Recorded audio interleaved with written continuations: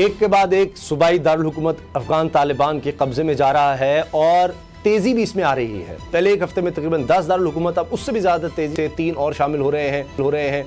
ना सिर्फ ये बल्कि रेजिस्टेंस भी कम होती नजर आ रही है। दूसरी तरफ से ऐसे लग रहा है कि जो लोग वहाँ पर कहा जा रहा था जी बड़ा मुकाबला करेंगे, फोर्स बड़ी ज़बरदस्त है, अफगान फोर्सेस जिनको 830 अरब डॉलर लगाकर ट्रेंड किया गया है, 3 लाख फौजी हैं और अमेरिका, बरतानिया, इत्तेहादी अफवाज ने उनकी ज़बरदस्त ट्रेनिंग की है और लेटेस्ट इक्विपमेंट उनको दिया है, वो मुकाबले नहीं कर रहे, खड़े ही नहीं हो रहे। अब कभी कहा जा रहा है कि अमेरिका की फ्रस्ट्रेशन बढ़ रही है कि जी ये क्या हो गया, इतने अरबों डॉलर हमने इन पर लगा दिए। पता चलता है कि जी करप्शन की नजर हो गए, जो पैसा उनको तनख्वाहों में जाता था आगे तक कई पहुंच नहीं था, कमांडर खा जाते थे, असला जो है ब्लैक मार्केट में बिक जाता था, ये सब कुछ होता रहा। फिर अब आपस में लड़ाइयाँ शुरू हो गई हैं और जो नायब सदर है अमरुल्लाह सालेह, वो कहा जा रहा है पहले ही भाग गया है, वो निकल गया, फरार हो गया है, ताजिकिस्तान भाग गया है। तो अब बाबर डोगर साहब, जब सूरत हाल ये होगी कि वहां पर कोई लड़ने को तैयार नहीं है तो अमेरिका फिर क्या करेगा? अब अमेरिका तो ये कह रहा है, न्यूयॉर्क टाइम्स की रिपोर्ट है कि वो तालिबान को पैगाम दे रहा है वहां कतर में कि जी आपने अब जब काबुल पर कब्जा करना है तो आपने हमारे सिफारत खाने को कुछ नहीं कहना। हमारे फौजी आ रहे हैं, 3000 फौजी अब अमेरिका ने भेजने हैं, 600 बरतानिया ने। उनका काम क्या है कि जी तमाम लोगों को, स्टाफ को वहां से निकालने के लिए। और एयरपोर्ट का भी अब वो कह रहे हैं तालिबान को कि अब जो एयरपोर्ट पर हम फौजी तैनात करेंगे, हम कह रहे हैं कि अब यहां से कोई आप पर हमला नहीं होगा, इस एयरपोर्ट से या कोई जहाज से आप पर हमला नहीं किया जाएगा, सिर्फ हमें इवैक्यूएशन करने दें। तो वो तो खुद अब अमेरिका इसका मतलब है कि वाजे कर रहा है कि ये काबुल तो अब दिनों की कहानी रह गई है, खत्म हो गई बात। उसामा साहब, जो चीज़ बड़ी क्लियरली वादे तौर पर सामने आ रही है और सारी दुनिया को नज़र आ गई है, वो ये है कि काबुल किसी भी टाइम गिर जाएगा और तालिबान बड़ी तेज़ी से आगे बढ़ रहे हैं, उनका कंट्रोल बढ़ रहा है और ये किसी भी टाइम पे ये खबर आ जाएगी। हो सकता है कि 11 सितंबर के फौरी बाद ही ये खबर आ जाए कि जनाब तालिबान ने पूरे अफगानिस्तान पे कब्ज़ा कर लिया है। अब ये चीज़ जो सामने नज़र आ रही है, पेंटागन जो है वो भी बड़ा क्लियरली उसने भी जनाब वहाँ पर कह दिया कि जनाब अगर वहाँ पर कब्ज़ा होता है तो मेहरबानी करें, हम जो एयरपोर्ट है इस पर ना हमला करें और जो हमारे फौजी वहाँ पर तैनात है उनको ना कहें। उसका मकसद ये है कि जूँ अगर तालिबान जूँ ही काबुल में दाखिल होते हैं तो हम अपना जो सफारती अमला और जो हमारे लोग हैं उनको हम यहाँ से लेकर आराम से निकल जाएँ।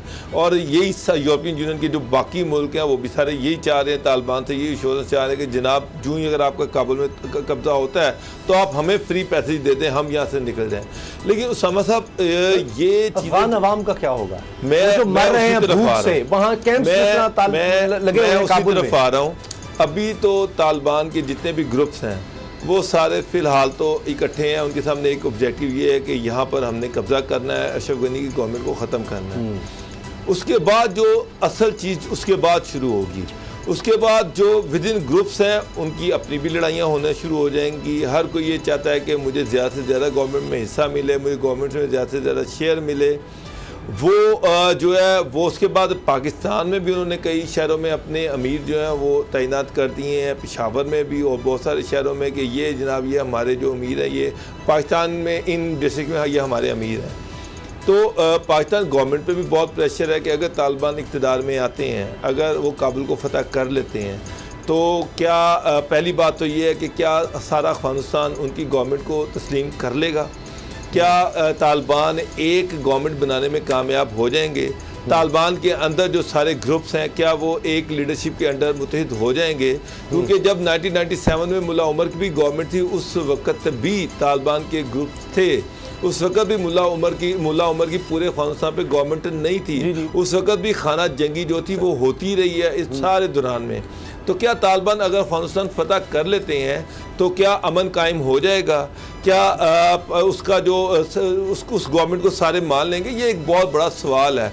अमेरिका ऐसे ही नहीं वहाँ पर निकला, अभी भी तालिबान के अंदर बहुत सारे ऐसे ग्रुप्स हैं जिनको नेटो की तरफ से और यूरोपियन और अमेरिका की तरफ से अभी भी उनको भी मदद दी जा रही है। अमेरिका वहाँ पर बेतहाशा गेम्स खेल रहा है। तो पाकिस्तान की सबसे बड़ी जो फिक्रमंदी है वो यही है कि पाकिस्तान सारी डेवलपमेंट्स को देख रहा है, इंडिया अपनी गेम खेल रहा है, TTP को वो खिला रहा है, अमेरिकन जो है वो भी, उनके भी कुछ गुड तालिबान और बैड तालिबान है, उनके भी अपने भी कॉन्टैक्ट्स हैं, उनकी अपनी पेनिट्रेशन है।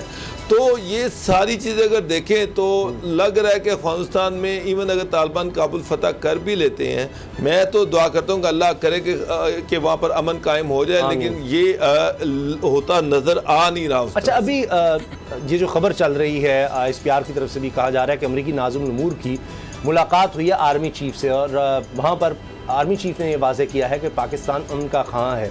और ये नेचुरल सी बात है, कॉमन सेंस की बात है कि कोई भी हमसाया मुल्क होगा तो अगर वहाँ पर तबाही आती है, हमने पूरी दुनिया में देख लिया, आप शाम को देख लेंगे उसकी वजह से तुर्की में क्या हुआ, इराक में तबाही आती है तो उसके हमसाया मुल्कों में क्या होता है, इसी तरह से अफगानिस्तान में हमने तो देखा भी हुआ है। तो गुलाम मुर्तज़ा साहब, अब ये बार बार अमेरिका को समझाया जा रहा है, बताया जा रहा है कि कहाँ कहाँ आपने गलती की, इसको किस तरह से आप बेहतर कर सकते हैं।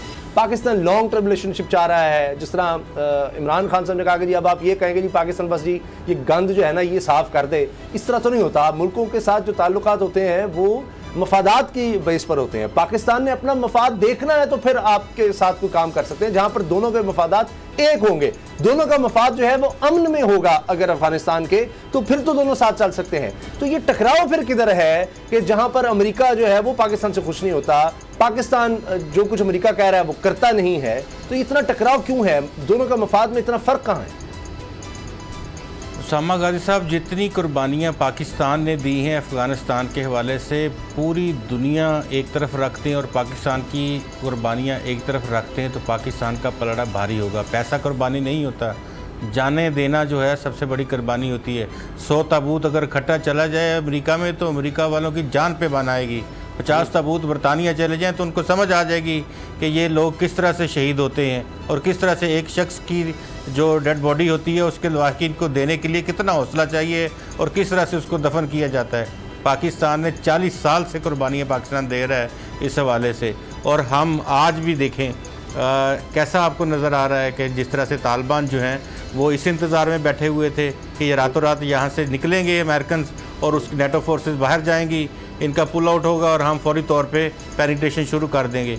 ये तो ऐसा बिल्कुल प्री प्लान लग रहा है कि फौरी तौर पे जो अफ़गान तालिबान है वो रोज़ाना 2-2, 3-3 सूबे फतह कर रहे हैं। उनके फतह होने वाले सूबों की तादाद 17 हो गई है और अब 50 मील दूर हैं, यानी कि 80-85 किलोमीटर दूर है काबुल से। जो लेटेस्ट रिपोर्ट्स जो हैं वो जो वहाँ से आ रही हैं तो वो 2 दिन में पहुँच जाएंगे वहाँ पे। अच्छा, एक चीज़ और भी हो रही है कि जिस सूबे के दारुल हुकूमत में वो पहुँचते हैं वहाँ से शहर के अंदर दाखिल जब होते हैं तो उनके साथ शहर के कई लोग जो हैं वो भी अपने घरों से निकल के उनके साथ हो लेते हैं। झंडे उन्होंने ठाए हुए हैं, मोटरसाइकिलों के ऊपर, गाड़ियों के ऊपर, कोई अपनी दीगर सवारियों के ऊपर, वो जिस तरह उनका इस्तकबाल हो रहा होता है वो वाली सिचुएशन हो जाती है। फिर वो 2 घंटे का 3 घंटे का अनाउंसमेंट करते हैं कि भाई 3 घंटों के अंदर अंदर जो यहाँ के कोई गैर मुल्की है, कोई अगर यहाँ पे जो अफ़गान फ़ौजी है, नेशनल जो फोर्स है उनके जवान हैं या कोई और है, अगर वो निकलना चाहते हैं तो आपको ये रास्ता है, इस रास्ते से आप निकल जाएं। तो वहाँ से लोग निकल रहे हैं और उनके सुपुर्द कर रहे हैं। फिर वो अपनी जो जिस तरह रशीद दोस्तम के महल की चंद दिन कल या परसों वीडियो आई थी कि कितना आलीशान, वो शायद ऐसा लग रहा था जैसे वो वाइट हाउस के कमरे हों, उस तरह से रशीद दोस्तम साहब के महल की वीडियो थी और उसमें तालिबान नीचे बैठे हुए हैं, कुछ सोफ़ों के ऊपर लेटे हुए हैं, कोई बैठे हैं, कहवा पी रहे हैं, खजूरें खा रहे हैं। तो ये वाली सूरत हाल वहाँ डेवलप हो रही है। अच्छा, मैं थोड़ा डिफरेंट इस हवाले से 1-2 बातें करना चाहता हूँ। एक ट्वीट्स हैं हमारे पास ना, आज डॉक्टर उमर ज़खीलवाल, ये पाकिस्तान में एम्बेसडर भी रहे हैं अफ़गानिस्तान के।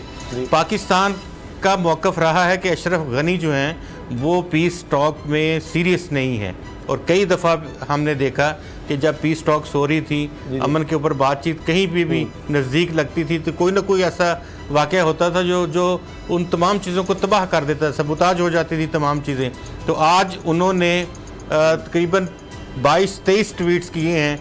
ये है डॉक्टर उमर ज़खीलवाल, अगर आप उनके ट्वीट्स जो हैं वो दिखाएं तो ये उनको वो ये कहते हैं कि अशरफ गनी ने अपनी जो तशहीर है ज़ाती वो इन्होंने की है। सारे अरसे में इन्होंने कोई ऐसा काम नहीं किया जो कि अफ़गानिस्तान को स्टेबलाइजेशन के लिए कहा जा सके कि स्टेबलाइज करने के लिए कदम उठाया है। ठीक है।